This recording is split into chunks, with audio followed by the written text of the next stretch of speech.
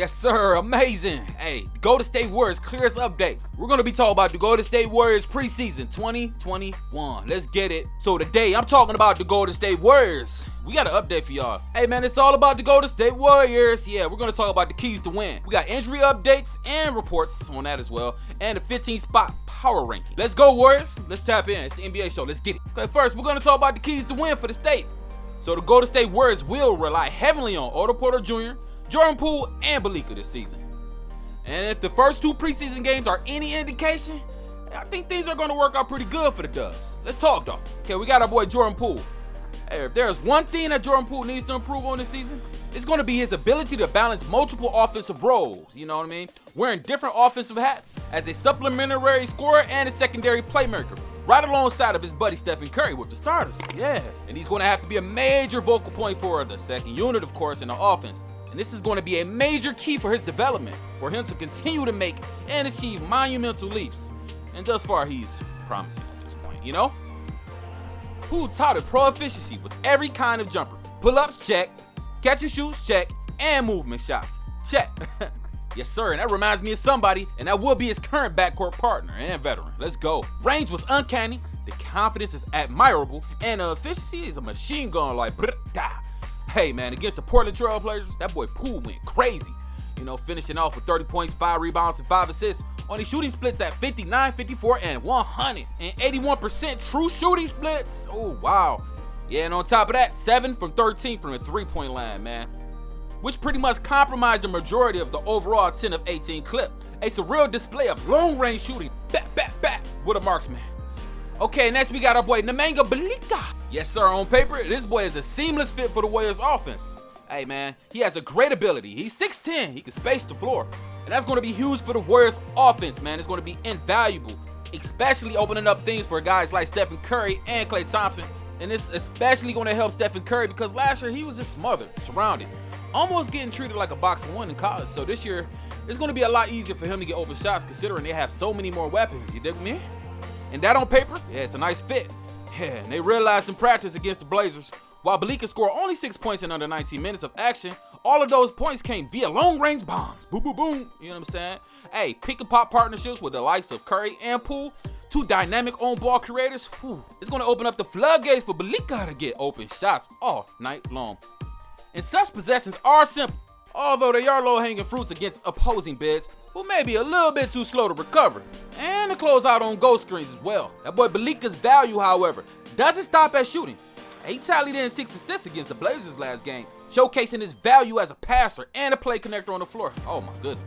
His passing equity as a big man is a trait that is very hard to find, you know, and it's going to fit in nicely with Stephen Curry's free-flowing off.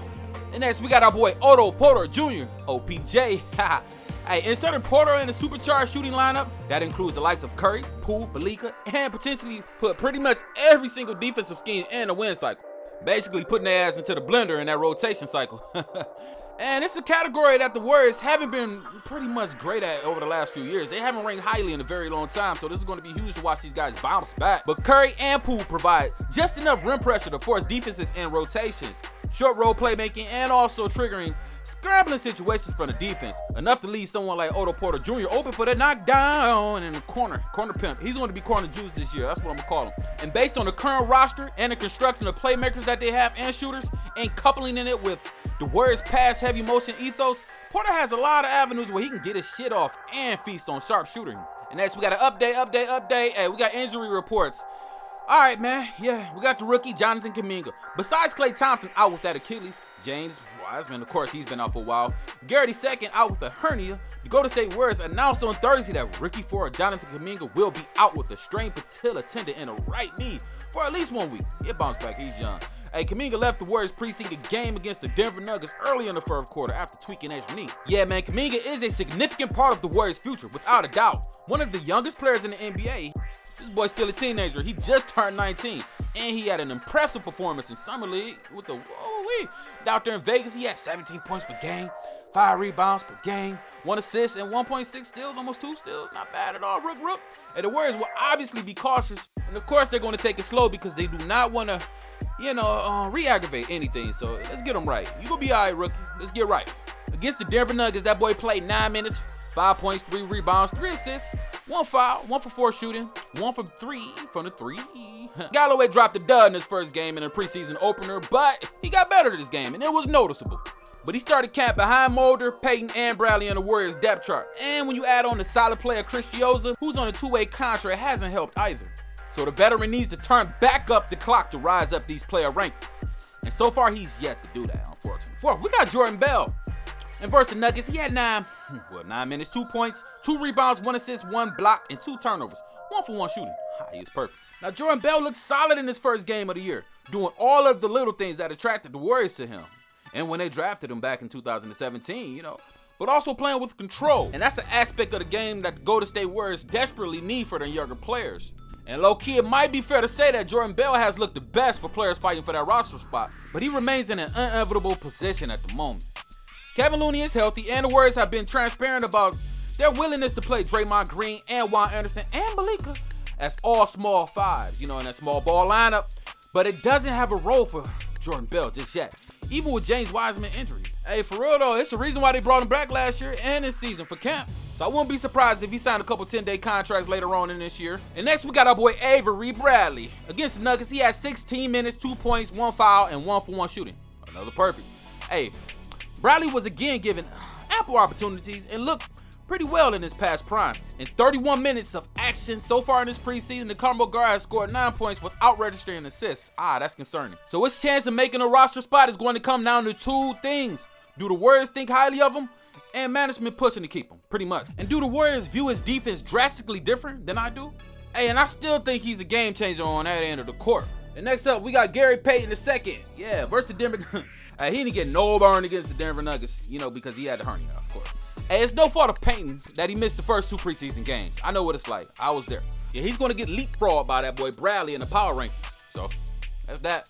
But I still prefer Payton, though, nonetheless. But it's hard to see the Warriors keeping the player on a fringe roster without seeing him perform in the preseason games.